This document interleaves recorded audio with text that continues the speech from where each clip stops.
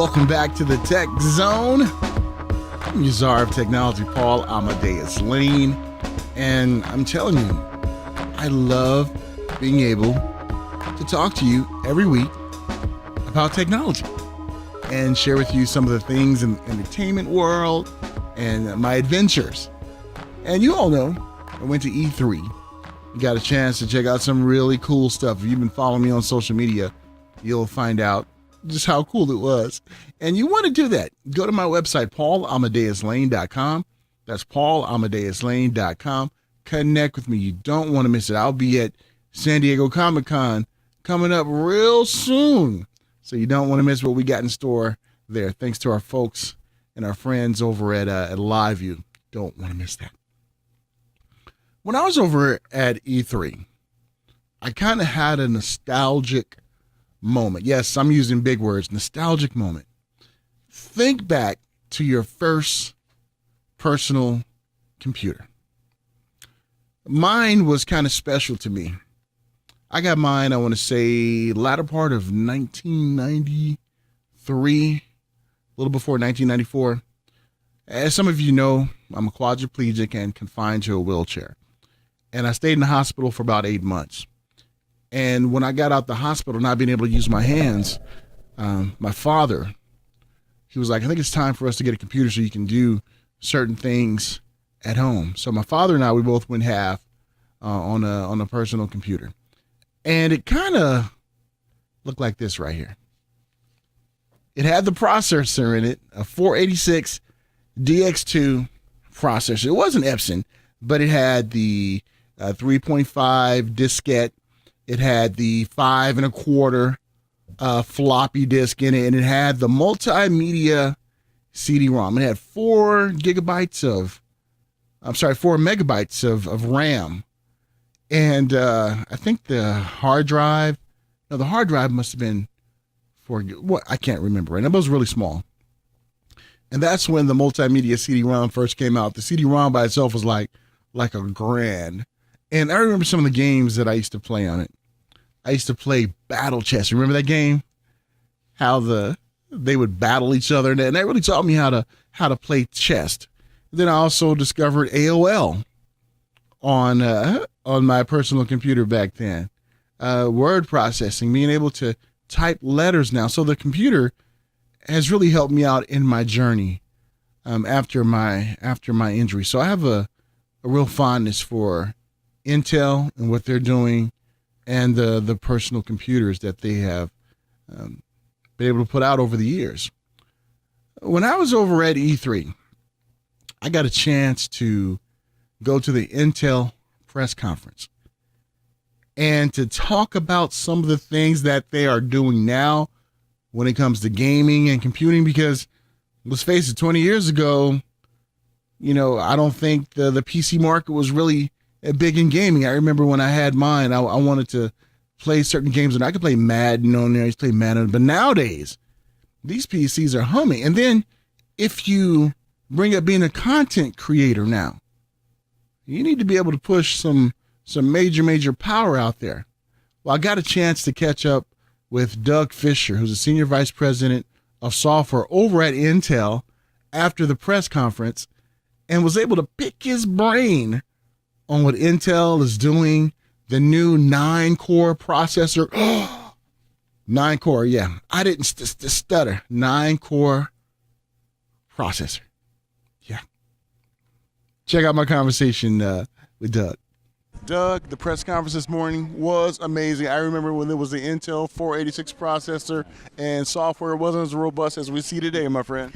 We went from there to the Gorilla Core i9 Extreme Edition, 18 cores. Yes, we've come a long ways. And when I heard about that processor, I was like, whoa, that's amazing, because not only being a journalist, but a content creator myself, I was like, oh, I can do this, I can do that.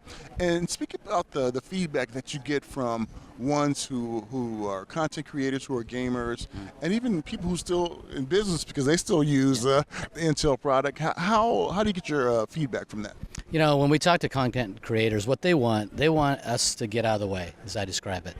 They want to create, not wait. And so by giving them that level of power, they can actually spend more time creating. So we give them the tools and capabilities from a software perspective to help them innovate, and then we give them the power of that platform to help them move faster. So it's really allows their creative juices to move much quicker and giving them the opportunity to do that in a device like what we have at Intel. So it's great. You know, the one thing I really appreciate too, you were talking about in the press conference about console gaming and how to bring a title to a PC gaming. What's the process behind that? You know, a lot of the work goes into like the engines and the core elements of the game, making certain that those are optimized around Intel platforms, whether it's, you know, optimizing around the caching algorithms we have, or the multi-core, or the graphics subsystem, ensuring that we get the best, most performant power out of it at the low-level engines for the physics and clock and all the movements in a game. You want to ensure that you have the best performance. And then the product on top of that. You know, you see what's happening with Destiny 2. I don't know if you saw.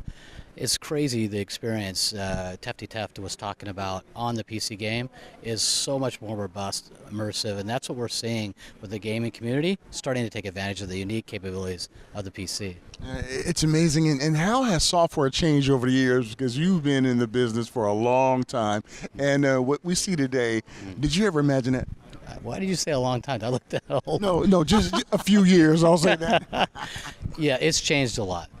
From my perspective, I started with working primarily with PCAT compatible platform, PCAT compatible operating system in Windows, and that was it. Now you see a plethora of operating environments that people participate with, and then just the capabilities that we built into the platform is allowing us to do things we do in gaming today you never dreamed of. And where I point to a lot is virtual reality. If you've never experienced it, you really have to see what is going on with that immersive experience in e-gaming as well as VR. You're really seeing unique and compelling immersive experiences that we just didn't believe could be possible years ago are now reality today. So I think we're just at the beginning of this amazing innovation in gaming because of the capabilities we built into our platform. And that's one of the things that blew me away too with Linkin Park.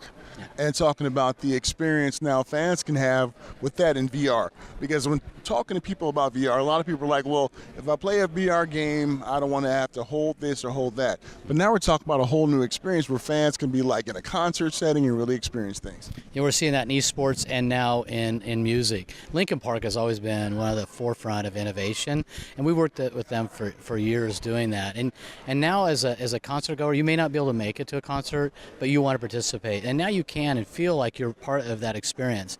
And then it allows you to embrace other elements of it that you probably can't do in a live venue. So with VR, it brings not only the richness of the event itself, but gives you unique experiences, unique information, and opportunities you won't even have in the real event. So we see lots of potential in sports, music, entertainment. Gaming has impacted all of those venues. And you announced the partnership with ESL. Yeah. Let's talk about that. It's a great partnership. First, we start with Intel is now the global technology provider for ESL, for their events, their studios, their back-end operations. So when you're participating in those events, you have the best technology. Streaming events are all on Intel's latest and greatest and best technology. So we're really excited. And then we extended that to the Grand Slam series that we're offering with Oculus, ESL, and Intel. Intel, ESL, and DreamHack. We now have this Grand Slam series. So the leagues are together in this event, in this series, and the first team to get to 4 victories out of the 10 becomes a Grand Slam winner. So we've created that, and they get an additional $1 million on top of the prize money they already get. So we're really trying to make this like a traditional sporting event where you have Grand Slams in tennis and golf and rugby. We're having it now in gaming with Intel, ESL, and DreamHack. We have come a long way with technology and gaming, haven't we? We have. And when we think of what Intel's doing now with the gaming community, Doug, did you ever think they would have this much input from the gaming community to where Intel started? You know, I want to at least reflect back that we have never stopped participating with the gaming community because we always saw the gaming community pushing the technology, continually driving us to innovate more and more. That said, the impact the gaming community is now having, not only on gaming, the virtual reality, it's clear, but like I said, it's having impact on multiple industries, the sporting industry, the music industry, the entertainment industry. Gaming it's what's driving that technology to be applied to those other segments. So gaming is instrumental. It's a big priority for us. We're building the systems to make it compelling to not only game on, but create content like yourself want to do. And Doug, the way you controlled the stage up there, I'll tell you were awesome up there. Is there anything else you'd like to articulate to the audience out there before we let you go? Now, I think just having everybody understand our involvement, how much we want their feedback, how much we want to hear from this community about what things we can do at Intel to make that experience richer and richer for everybody. That's what we're here for. That's why I participate in all these events, to really get the pulse of what's going on. The insights come from these events, and that's why we're here. And is that contest still going on with Twitter? I'm not sure if the contest is still going on. Do you have to ask me after this? I don't know. Okay, I sure will, because the contest with Twitter. You mean the ad? Yes, Yes, Ad Gaming Intel. Ad Intel Gaming, I believe it is. Yes. So if you go to Ad Intel Gaming, you can participate. You have a chance to win an Oculus or a ASUS platform or an iBuyPower platform. Yes, it's still going. Sorry, yes, absolutely. no, awesome, because I forgot to enter, so I got to go into that right now. But You have all week. All right. awesome. So at E3, as it begins tomorrow, what are you guys going to be doing? What are we going to be doing? We're showcasing a lot of our technology upstairs here. You can see what we're doing in traditional gaming, in esports. You're going to see a lot of what we're doing there. And like I said, I'm a little bit biased. I think the experience is so unique and so different with VR that we're hoping people experience that as well. The Destiny 2, what we talked about on the PC, you can demonstrate or participate with it here. So a lot of the unique properties that are not available today, you can see on our platform. And the new experiences that I don't think a lot of people have enjoyed, you can experience them here today. So we're all across the show showing what the PC can do in gaming. Awesome. Doug Fisher, Senior Vice President of Software over at Intel. Thank you so much, my friend. Great talking to you. Thank you. Thank you for having me. Intel has come a long way. Esports now, they're getting involved in that. The 9-core processor, just some of the things that they're doing, and it was an honor to talk to Doug Fisher over at Intel. They're doing some great things. I can't wait to get that 9-core processor. Wink, wink. I'm telling you, I'm looking forward to that. I got to sneak that in the house so I won't get in trouble. My wife won't get me. But hey, this is the Tech Zone. I am Paul Amadeus Lane. When we get back, we're going to talk about some more gaming computers. We're going to be fair. We're going to talk about some other processors out there too. Right here on the Tech Zone. Be back right after these messages.